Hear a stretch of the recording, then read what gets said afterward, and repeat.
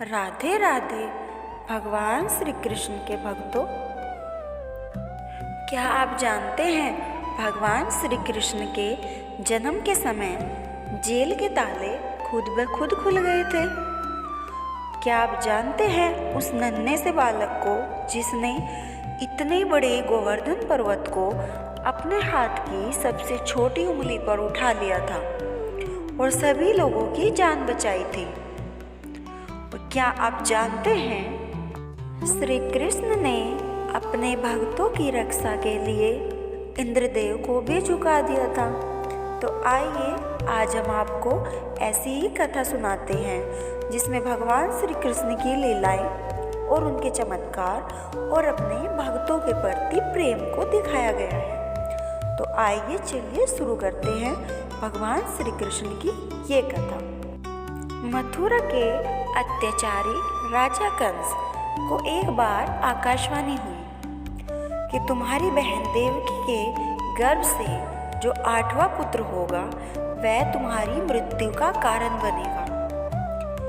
अब कंस भयभीत हो गया और उसने अपनी बहन देवकी और उसके पति नंद बाबा को कारागार में डाल दिया।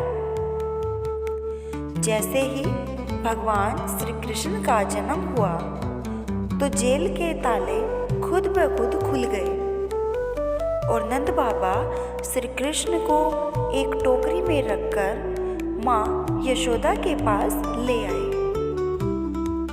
और माँ यशोदा ने अपनी पुत्री को नंद बाबा को सौंप दिया।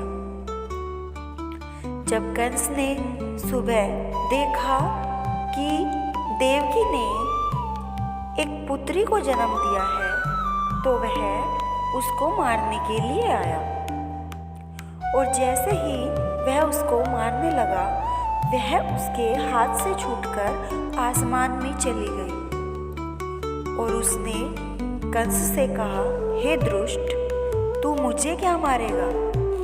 तुझे मारने वाला तो दुनिया में आ चुका है, उसका जन्म हो चुका है, अब तेरा नाश अवश्य ही होगा, तेरी मृत्यु निकट ही है।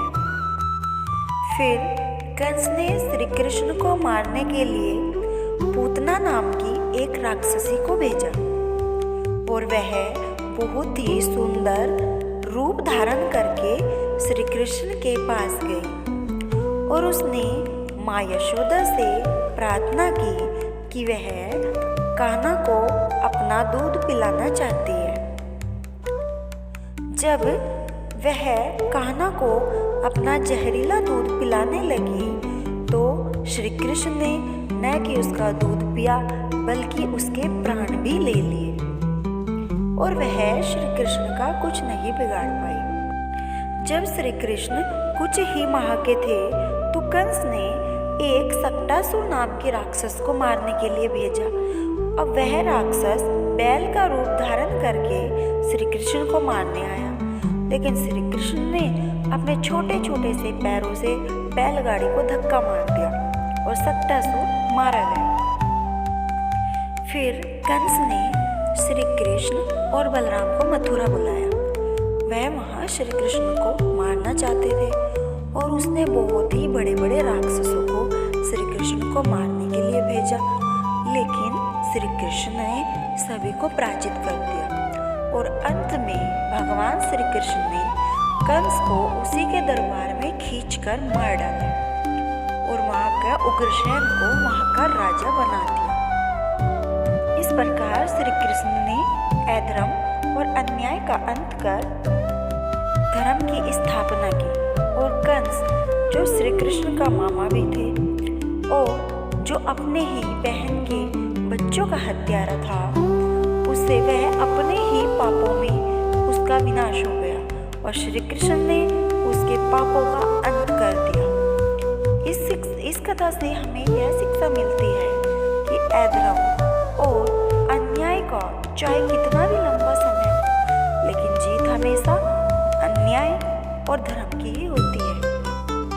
आपको इस कथा से क्या शिक्षा मिली है हमें जरूर बताइए और अगर आपको यह कथा अच्छी लगी है तो हमारे चैनल को सब्सक्राइब करें और कमेंट में बताइए कि अगली कथा आपको कौन सी सुननी है। तो इसी के साथ हम भगवान श्री कृष्ण का ध्यान करते हैं। जय भगवान श्री कृष्ण। राधे राधे।